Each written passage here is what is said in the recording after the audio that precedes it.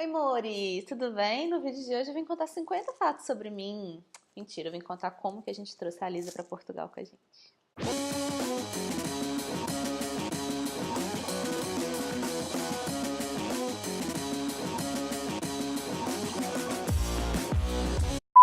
Bom, quando eu e o Thiago a gente decidiu vir aqui para Portugal, que foi mais ou menos em dezembro que a gente começou a pesquisar o processo da faculdade, etc.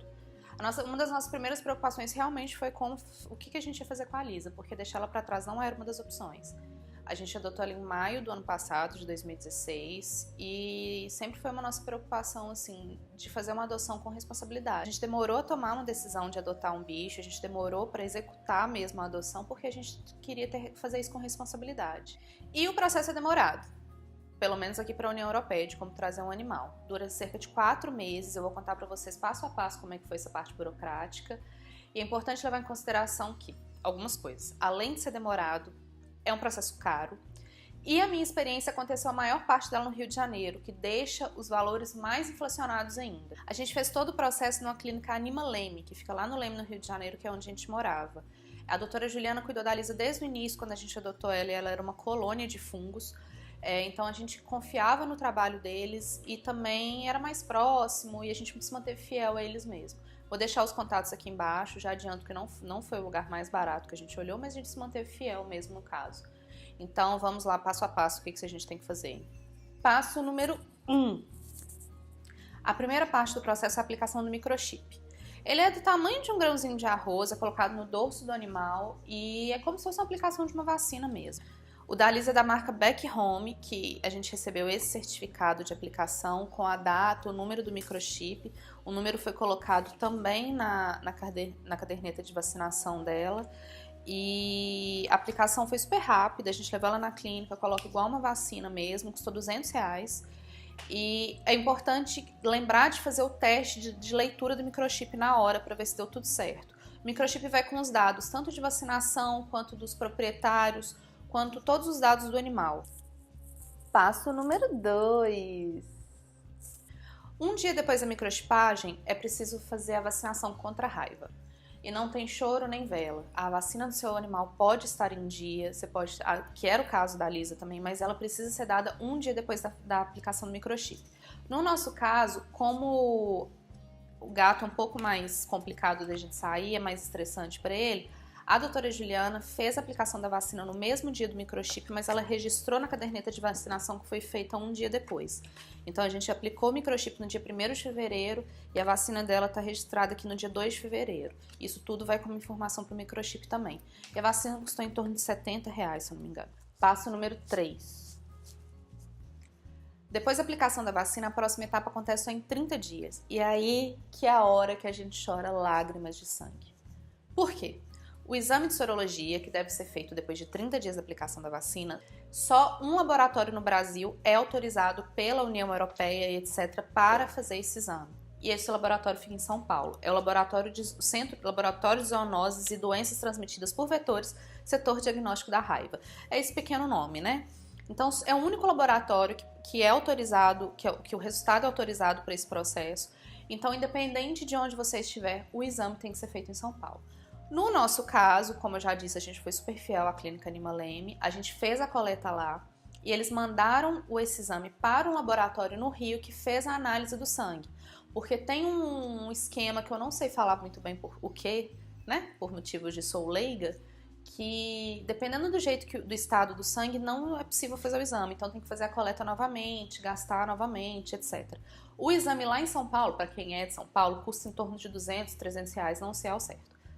No Rio, como a gente precisava de fazer essa análise do sangue, a gente fez coleta de 2 amostras, a gente teve que enviar para São Paulo, a gente pagou a bagatela de R$1.000. Não foi o lugar mais barato que a gente olhou definitivamente, mas a gente acabou confiando nesse processo de passar por um laboratório antes para fazer o teste, porque a gente não queria nem perder tempo, nem gastar dinheiro mais de uma vez, né? Então a gente preferiu gastar numa vezada só essa pequena facada.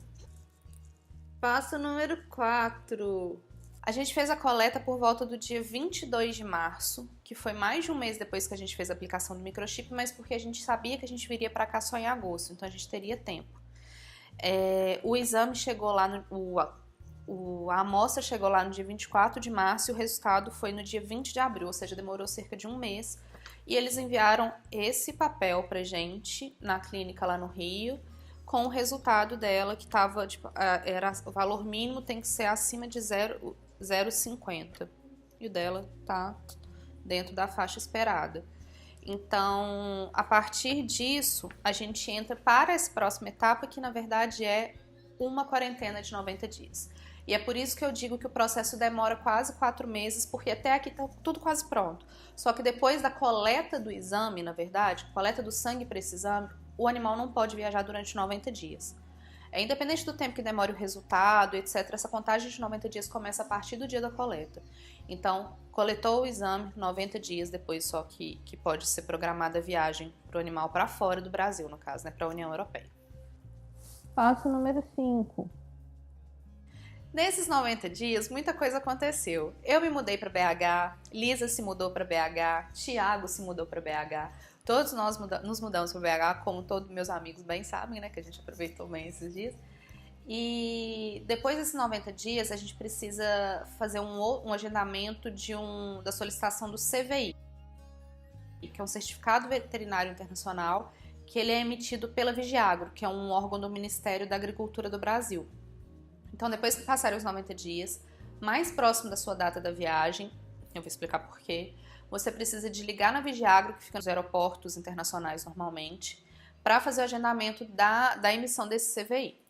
Você precisa de levar os seguintes documentos, que eu vou deixar listados aqui embaixo, mas eu vou falar. Carteira de vacinação, certificado de microchipagem, atestado de saúde para viagens de cães e gatos.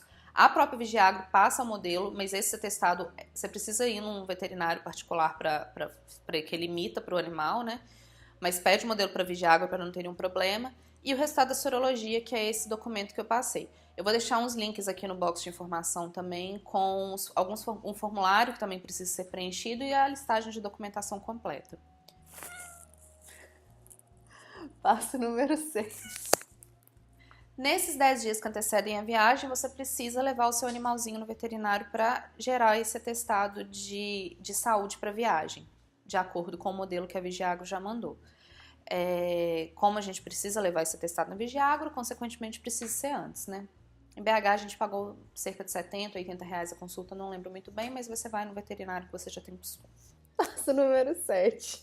A última etapa, antes da viagem em si, é levar o bichinho na Vigiagro.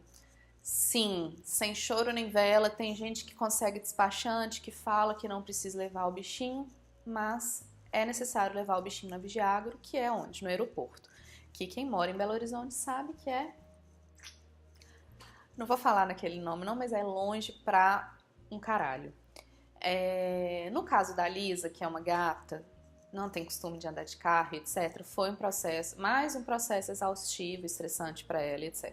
Mas depois acabou dando certo porque ela se acostumou no carro e no próximo vídeo eu vou falar mais como que isso foi bom pra gente.